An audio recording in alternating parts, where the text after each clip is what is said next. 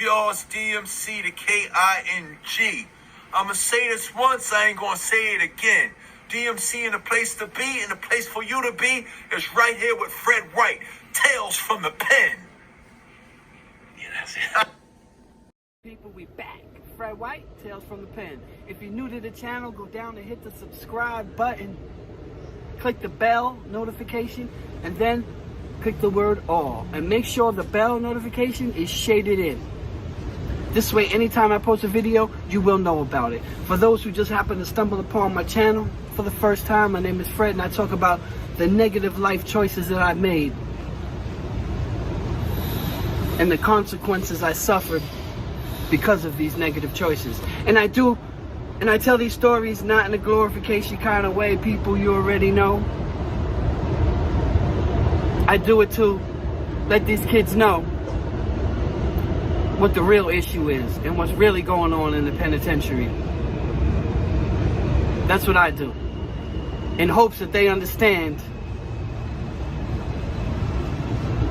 and in hopes that they look at my life and some of my stories and say, you know what, I do not want to go through that.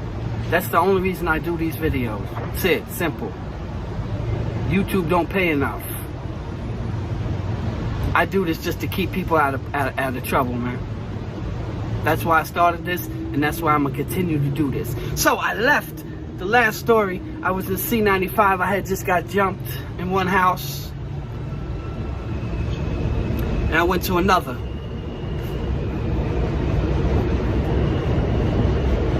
One of the kids I got jumped by, his name was Light. It was a couple of them. It was two Lights, but this one kid, Light. I'm in this house in C-95 now. I've been there a while, maybe a month and a half, 2 months, something like that. Who comes in? Light. Yeah, one of the dudes who had jumped me.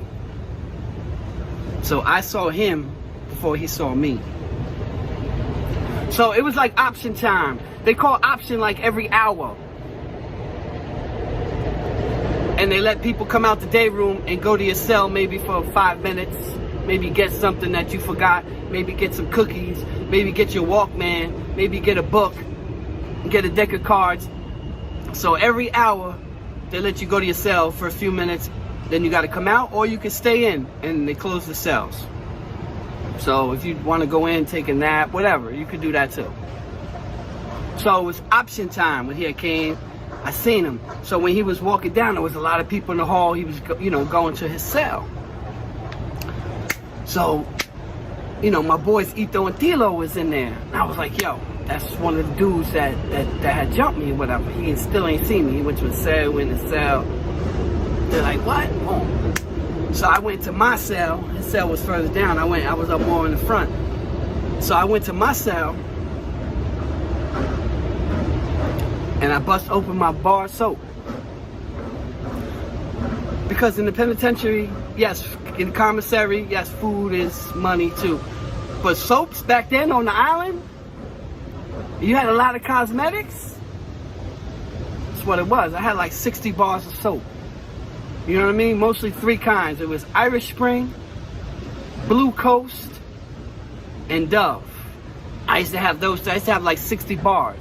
And what we used to do is, we used to take our razors and put them inside the middle of the soaps. I'm not snitching. I'm not telling that they don't know. They've caught it 1,000,000 times. They know this trick. It's not, I'm not like, oh my God, Fred, what did you do? Now they don't. They know this. So we used to take it, put it in the middle of the soap, brand new soap, and then take a little water, smooth it out. Those who know and understand what I'm saying. Put it right in the middle, smooth it out, so that it looks like a fresh, brand new bar. Put it in, close the pack up. We used to get, whatever glue or whatever. We used to toothpaste, a little toothpaste. Close it together so that all the bars of soap, they all look closed and new. Meanwhile, you knew which 1 or 2 you had your razors or whatever in those soaps. So I went, I bust open my Irish Spring, got my razor out. Now the reality is, when they jumped me in the last house, again, if you don't know the story, go back and watch the last video. When they jumped me, They could have did me dirty. I could have been stabbed. I could have been cut. I could have had boiling, because they had a thing there with 190. You press it and just all hot water comes out. It's nothing but, we called it 190 water. You make your tea, your soup, whatever. Take your cheese, put it in there, it melts. 190, boiling water, right in the face. They could have did me dirty. But they didn't, they just jumped me. But it disturbed me because I thought I was good in that house. And the betrayal was crazy. And that's the thing about the penitentiary kids. You can't trust anybody. I thought I was good in this house. In fact, this kid Light, you know, before they jumped me, before all this, when I was good in the house, this other big dude came in, we'll call him D. Big dreads, big like 6'4", 260 motherfucker. Came in and he was beefing about the phones. And I seen it, Choice. This kid Choice, he was an up north prisoner, he came down. He had the brolic shit. So it was Choice, it was Light, a couple other dudes, and I seen them surround the kid. Now I'm in with these dudes, I thought we was good. So I got the mop ringer there. I would act like I was mopping. I took the mop ringer while dude was beefing with Choice. Whack! Caught him. Boom! Right in the shoulder. And we all jumped the kid. Am I proud? No. It's what it was. It's what life was. I thought these guys were my boys. So when they jumped me, it was like, wow, that's crazy. Again, if you don't know the story, you got to go back and watch the last video, people. I'm sorry. So anyway, so I was like, damn, this, you know, it was really hurtful to me because, you know, I already knew this is jail. I just came from adolescence, which is worse. But that's how it is in there. You can't trust anybody sometimes, man.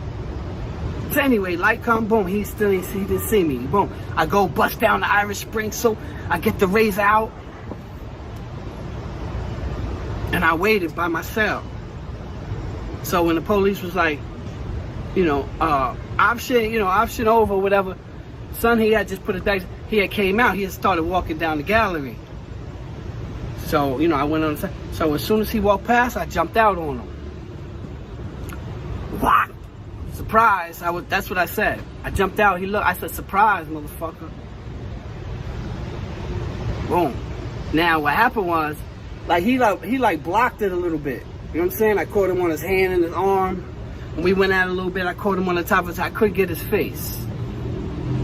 But he fought back. And then my man T-Lo came and hit him with the scrub brush. Boom! Right in the head.